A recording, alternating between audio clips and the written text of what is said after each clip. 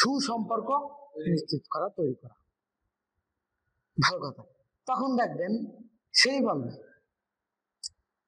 এই এত টাকা ইনকাম করে থাকে না, আমি আরো এইভাবে আরো একটু কোয়ালিটি ডেভেলপ করতে চাই, এটা করতে চাই, ওটা করতে চাই, উনি সাহস পায় না বা আদারওয়াইজ। আমি পজিটিভ হইতে বলবেন, তাকে এমন এমন কিছু অফার দিবেন তার এখতিয়ারের বাইরে, যেখানে আপনি আছেন এখন আপনি বিজনেসটা বড় করার জন্য তাকে কি করতেছেন, এক্সট্রিম লেভেলের কিছু অফার দিচ্ছেন, এবার আমরা এটা করলে কিন্তু আরো বেশি ভালো হবে। তার তো একটা লিমিটেশন আছে, তার লিমিটেশনটাকে আপনাকে বুঝতে হবে। বুঝার পরে কি করলেন, ওকে তার উপরের অফারটা দিলেন, সে তো নিতে পারতেছে না, চিন্তায় পড়ে যাবে। তার যে পার্টিগুলো আছে বা সে যে অঞ্চলে বিজনেস করে তাদের সাথে কমিউনিকেট করা, তার আন্ডারে না দেন অন্যান্য আরো ব্যবসায়ী আছে তাদের সাথে লিঙ্ক তৈরি করা। বললেন ভাই খুব ইচ্ছা ছিল আমি এই ধরনের একটা কিছু করবো, সাহস পাচ্ছে না আমি, এই কারণে আমি এটা করতে পারতেছি না। ওকে ফাইন, আস্তে করে দেখবেন এর ভিতর থেকে একজন, মানে আমরা বাংলায় যাকে বলি মালদার পার্টি, টাকাওয়ালা পার্টি, হ্যাঁ, এই পার্টি একটা আপনি পাই যাবেন কেমনি হবেই ভাই। কারণ কি ভাই, আচ্ছা ঠিক আছে আমি ইনভেস্ট করছি, আপনার কারণ আমার এই টাকা লাগবে। আপনি কিন্তু যে লেভেলে আছেন ওই লেভেল আইসে শুরু করে ভাই তাহলে এর সাথেই তো এটা, এইটা ধরে রেখে দিতে পারি। এবার কি, প্রথম পার্ট টাইম চাকরি নিলেন, পার্টনার হলেন, ব্যবসাটা বড় করতে চাইলেন, তার লিমিটেশন আটকে গেল, আপনি আলাদা বিজনেস দিলেন, টার্গেটে পৌঁছালেন কিনা, এটাই তো চাচ্ছেন। একবারে যে দেখবেন একটা প্রতিষ্ঠান নেন, সে আমি বলি আমাদের চরেরই এখানে এই চেয়ারম্যান বাড়ি মুসুরে, বড়গ্রাম চেয়ারম্যান মুসুরে, উনি এখানে খুব সেলুন চালাতেন, খুব রেপুটেশনের সাথে। সেলুনের কাজে সৌদিতে খুব ইনকাম, উনি চলে গেলেন। আমার ভাই, দুইজন ভাই মিলে চালাতে খুব ভালো ডেভেলপ করতেছিল দুইজন, মানে তাদের হাতও ভালো।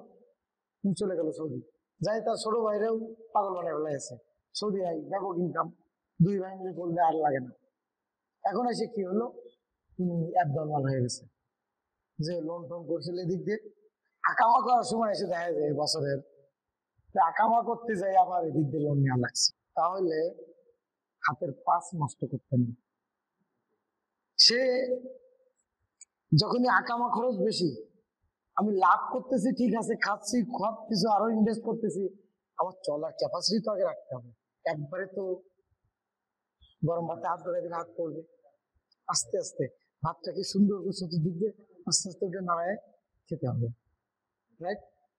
এই জন্য আমি বললাম যেহেতু আপনাদের টার্গেট অনেক বড়, সুদূর প্রসারী, এই ভুলটা যেন হঠাৎ গরম ভাত পাইলে যেন হাতটা দিয়ে দেবেন না, এই ভুলটা যেন করবেন না। আগে কি করবেন না, নিজেদের কোয়ালিটির দক্ষতার পরিচয় দেবেন, জানান দেবেন, দেন দক্ষতা অনুপাতে পার্টনার হবেন, পার্টনারের থেকে পূর্ণ মালিক। বুঝাইতে পারলাম? এবার আসেন, যখনই আপনার টাকা হবে বা অনেক ভিআইপি পার্সন বা অনেক সৌদিয়ানের সাথে আপনার পরিচয় হয়ে গেল, এই সময় যে ভুলটা আমরা করি, আমরা অনেক বেশি পাওয়ারফুল হয়ে যাই, নিজের অজান্তে কিন্তু কিছু ভায়োলেন্স করে ফেলে, সেটা ওই দেশের আইন বহির্ভূত। একটা সৌদিয়ান যা করতে পারবে আপনি কি তা পারবেন? ওরা সৌদিয়ানের সাথে মিশছেন, ঘুরছেন, আপনার লিমিটেশন কি আছে, আপনার দৌড় কতটুকু, ওই লেভেল পর্যন্ত আপনি একটা ব্রেক দেবেন। ওর সাথে যদি আপনি এখন পাল্লা দিয়ে ওর মতো ইয়ে করে ঘুরতে যান, আপনি কিন্তু চলে যান। বুঝতে পারছেন? কোনো মতে কোনো অবস্থায় আপনার মাইন্ডসেট থেকে যেন রুলসের বিষয়গুলো না হারায়। এই জন্য আমি এই টপিকসটা, অভিবাসন শব্দটা কেন নিয়ে আসলাম আজকে আপনাদের এই টপিকসটা বোঝানোর জন্য, যে অভিবাসন প্রক্রিয়ায় যখন আপনি অভিবাসী কর্মী হচ্ছেন, তখন এই যে যেমন আমাদের এই ভিডিওটা কি শিখালো, সরি, আপনি এদেশ থেকে অন্য দেশে কাজের উদ্দেশ্যে যাচ্ছেন এবং যাওয়ার জন্য বৈধ ডকুমেন্টস তৈরি করে রেখে যাচ্ছেন বাংলাদেশ সরকারের কাছে, তৈরি করে রেখে যাচ্ছেন বাংলাদেশ গভর্নমেন্টের কাছে, যে দিয়ে ক্লিয়ারেন্স নিয়ে যাচ্ছেন, পারমিশন নিয়ে যাচ্ছেন, ছাড়পত্র নিয়ে যাচ্ছেন, ভাই। হ্যাঁ, আপনার সকল তথ্য ডাটা এখান দিয়ে বৈধ পাবে। কি উদ্দেশ্যে? কাজের উদ্দেশ্যে। এই যাওয়ার সময় আপনাকে পিডিও ক্লাস করালো না সরকার? বললো না যে বিমানে কিভাবে উঠবেন, বিমানবন্দরে কি কি কাজ করা যাবে, কি কি করা যাবে না, এই ধরনের সমস্যায় পড়লে কার কাছে যাবেন, এগুলো বলছে তো, শিখাইছে না? এগুলো খুব গুরুত্বপূর্ণ না? ঠিক পরে কি শিখাইছে? শ্রম আইন শিখাইছে না? পরিবেশন আইন 2013 শিখাইছিল, বলছিল ক্লাসে? এডি স্যার বলছিল, বলছিল। আমি কিন্তু ফিঙ্গার দিতে দিতে শুনছি, আপনারা মনে হয় তার সময় নেই। যাই হোক, যদি আপনারা চান আমি ওই আইনটাও আবার আর একদিন আপনাদের ব্যাখ্যা করে বুঝাবো আইনটা কি আছে, আপনারা তাহলে বুঝবেন ভালো। বুঝতে পারছেন? এবার আসেন, ওখানে কিন্তু আপনাদেরকে ক্লাসে এটাও বলে দিছে আপনি যে দেশে যাচ্ছেন ওই দেশের আইন কানুন সম্পর্কে আপনার রেসপেক্ট দেখাতে হবে, সচেতন থাকতে হবে। যে আইনে একটা অভিবাসী কর্মীর বা শ্রমিক বা অভিবাসী প্রত্যাশী কোনো ব্যক্তির যে লিমিটেশন আছে, যে রুলস আছে, যে ল আছে, সেগুলো যেন সে ভায়োলেন্স না করে। যদি করে তাহলে কিন্তু সে ওখানে কি আছে, ওখানকার সেই ক্যাডার যেটা বলি আমরা, তো এখানে সে একটা ক্রিমিনাল হয়ে যাবে, ক্রাইমে ধরা যাচ্ছেন। অর্থাৎ ওই ভুলগুলো কিন্তু করা যাবে না। তখন কি হয় বলুন তো, আপনি যখনই বিজনেস ওখানে দিচ্ছেন ভালো একটা ইনভেস্ট আপনার ওখানে হয়ে যাবে। আমাদের ইয়েতে ওই ইউএই, ইউনাইটেড আরব আমিরাতে 57 জন প্রবাসী রেমিটেন্স যোদ্ধাকে ওই দেশের গভর্নমেন্ট অ্যারেস্ট করলো না? পরবর্তী কি বাংলাদেশ গভর্নমেন্ট কি তাদেরকে ছাড়াই নিয়ে আসলো? কিন্তু তারা কি জেলখানা থেকে বেরোয় তাদের যে বেডরুমে যেতে পারছে? বালিশের তলে যে ডলার রাখছিল আনতে পারছে? তাদের ম্যাক্সিমাম কিন্তু ওখানে সব হ্যারাম ছিল, নির্দিয়া পারসন আন্দোলন করতে যায়, তারা বিপদে পড়ছে। কারোর ব্যবসা ছিল, কারোর ভালো ইনকাম ছিল, কারোর ভালো খুব রেপুটেড জব করতো, কেউ কিছু কিছু নিয়ে আসতে পারে নাই। তাহলে যখনই ওখানে আপনি একটা প্রতিষ্ঠান দিচ্ছেন অনেক দুষ্কৃতিকারী কিন্তু আপনার পিছনে লাগে, কিন্তু আপনাকে আপনার মাইন্ডসেট থেকে সরা যাবে না। এই 4 দেওয়ার আগে কে দেখছে? যার সাথে আপনি এটা করতেছেন সেই দেখা যাচ্ছে আসলে আপনি এদেশে ইনকাম করছেন, ঠিক আছে, কিন্তু এদেশ থেকে নিয়ে যান, এটা আমি চাবো না। আবার কি আমাদের বাঙালির ভিতরে যেটা একটা সমস্যা আছে, আমরা কি করি, কারো ভালো দেখতে পারি না। আমি বাঙালির ভিতরে বললাম কেন, আপনারা মাইন্ড করলে আমার কিছু করার নেই, আমি তো জ্বলন্ত উদাহরণ। আমার একটা ভাই ভালো করছে, ভাবাদু হারি, আপনার ভাই আগায় যান, আমরা আছি আপনার সাপোর্টে, আমরা কি সহযোগিতা করতে পারি, আপনার আমাদেরও একটু নেন, আমরাও আপনার আন্ডারে কাজ করে কাজ শিখবো, এই মেন্টালিটি নেই। ও ভালো কাজ কেমনে পারে, ওর কেমনে বান দেওয়া যায়, কেমনে বিট দেওয়া যায়, চাবি ধরা যায়, আমরা এই কাজে ব্যস্ত। তাকে যে আরো একটু উঁচু করে ধরবো, সে আরো ভালো কিছু করুক, আমরা তার সাথে সাথে, তাই না? আপনার এই ভাই, আপনারা 4 জন 5 জন যাচ্ছেন, উনি একটু ডেভেলপ করেছে বেশি, কিন্তু আপনি মালিক হয়ে উঠতে পারতেছেন না। 5 ফ্যাক্টরি দেওয়ার দরকার নেই, 5 জন একটা ফ্যাক্টরি 5টা সাইডে চলে যান। আপনাদের আন্ডারে যদি থাকে তাহলে কি এই যে ইউনিটি, দিন শেষে কি সিস্টেম একটা দাঁড় করাবেন, নিজেরাই ম্যানেজমেন্ট করবেন, এর কাজটা আরো নিখুঁত হবে, ইজি হবে, রাইট? আবার যদি কি ব্যাপার, একসাথে আসলাম, এত ইনকাম করে ফেলাচ্ছে, এক এক ফ্যাক্টরি মালিক হয়ে যাচ্ছে, এর ক্ষতি করতে হবে, আপনিও ক্ষতিগ্রস্ত হবেন, আলটিমেট বাংলাদেশ বাংলাদেশ ক্ষতিগ্রস্ত হবে, তাই না?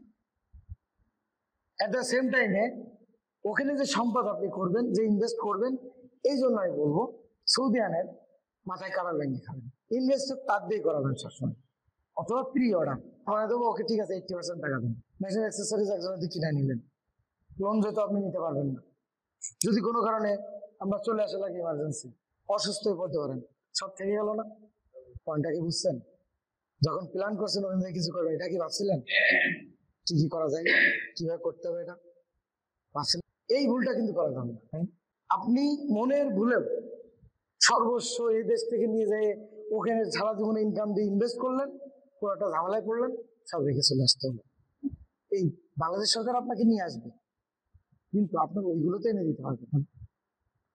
এই জন্য নিজে মালিক না হয়ে যদি ওখানে ইনভেস্টার নিয়ে অ্যাক্সেসরিজ তার, ল্যান্ড তার, বিল্ডিং তার, সবকিছু তার, তার একটা পার্সেন্টেজ দিন। আপনার যে ক্যাপিটালটা ওখানে ইনভেস্ট করতেছেন তার তো একটা অংশ আছে। আমি যে 2 কোটি টাকা সাপোজ ওখানে ইনভেস্ট করেছি, আমার ওই 2 কোটি টাকারও কিন্তু একটা আর্নিং আছে। ওই আর্নিংটা রেখে তারপরে আমার প্রফিট দেখতে হবে। কিন্তু আমি আপনাদেরকে বলছিলাম না যে আমি ফ্যাক্টরিটা বন্ধ করলাম কেন? এটা ফ্যাক্টরির কর্মচারীরা মালিক হয়ে যায়। কি হয় জানেন? যে আমি এখানে চাকরি করে 30,000 টাকা পাচ্ছি, আমি এখানে মেন ইঞ্জিনিয়ার বা এই মেশিন চালাই। আমি করতেছি কি, একটা টাকা গোছায় বলবম করে একটা মেশিন কিনতেছি, মাস শেষে আমি 25,000 টাকা লাভ করতেছি। আমার মাথায় এটা নেই এত টাকা যে আমি ইনভেস্ট করলাম, এই ইনভেস্টের প্রফিটটা কই? আমি যে বেতন পেতাম 30,000, আমার সে বেতনটা কই? আর আমার লাভটা কই? 20-21,000 টাকা লাভ হয়েছে মাসে, অ্যাকচুয়ালি কি লাভ হয়েছে? ক্যাপিটালের একটা ইনভেস্টমেন্ট করছেন, তার একটা কি প্রফিট আছে না? এই জন্য দেখেন না, ক্যালকুলেশনে অ্যাকাউন্টেন্ট কি করে, মূলধনের সুদ, উত্তোলনের সুদ, এগুলো ধরে না, ধরে তারপরে কি নিট লাভ নির্ধারণ করে না। বুঝতে পারছেন?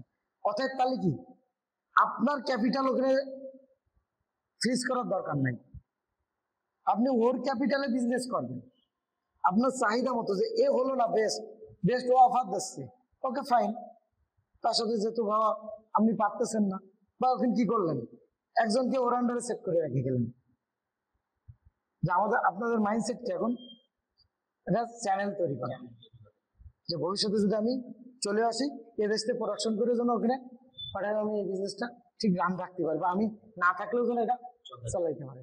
একজন একটা চ্যানেল করলাম, যে এই সেক্টরটা ও ভালো বোঝে, আমরা একটা নতুন এই নিই, আমাদের বাকি অংশটা এখান থেকে আসবে, ব্যবসাটা বাড়াইলাম। এখান থেকে 5 জনে এইটুকু কামাচ্ছি, আর একটা চ্যানেল বাড়াইলাম, 2 জন ওখানে, 3 জন এখানে, নতুনটায় 2-3 জন চলে গেলেন, যদি অ্যাক্টিভিটিস বাড়াই ওখানে এটা ডেভেলপ করতে দাঁড় করাইতে হবে, থেকে 2 জন থাকলো। নিজেদের ভিতরে ভাগাভাগি নেই, ও একটু বেশি করছে একটু কম করছে, কোনো দরকার নেই। এবারে সমান রাখেন না। যদি এবারে সমান রেখে যদি ভালো ইনকাম করা যায় ইউনিটি থেকে, আর আলাদা হয়ে যায় যদি তাতে কমে যায়, তাহলে কি ইউনিটিটা ভালো না? ভালো কিনা? বুঝতে পারছেন? এটা ধরে রাখবেন। আস্তে আস্তে করে চ্যানেল করলেন, এবার কি করলেন, এখান থেকে একজন দিয়ে চালানো যাচ্ছে, ওইটা করে আরেকটা করলেন, 3টা হয়ে গেল। মোটামুটি 5 জন মিলে যখন যেটা চাপ ইয়ে করে কাভার করে করলেন, দেখলেন 20 বছর বা 10 বছর চালান, দেখবেন যে একটা হ্যান্ডসাম অ্যামাউন্ট আপনি আর্ন করে ফেলছে। এখন একটু রেস্টে যাওয়ার দরকার, ওকে ফাইন। সাথে সাথে যে কাজটা করবেন, নিজের অ্যাকাউন্টে টাকাগুলো জমাতে থাকবেন।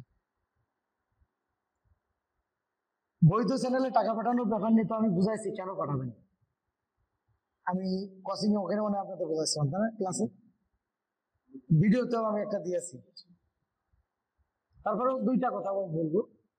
দেখেন, যে আপনি বৈধ পথে ছাড়া অবৈধ পথে টাকা পাঠাবেন না। অবৈধ পথ কোনটা? যেটা আইনের দৃষ্টিতে কটু বা স্বীকৃত নয়, সেটাই অবৈধ। হুন্ডি অন্যতম, চুরাচার কারবারি। বৈধ পথ কি? যেটা আইনের চোখে স্বীকৃত, আইন দ্বারা স্বীকৃত, ব্যাংকিং চ্যানেল, অনলাইন বিভিন্ন সিস্টেম। এখন দেখেন আপনি কি করবেন, ওখানে যেটা আর্ন করতেছেন না,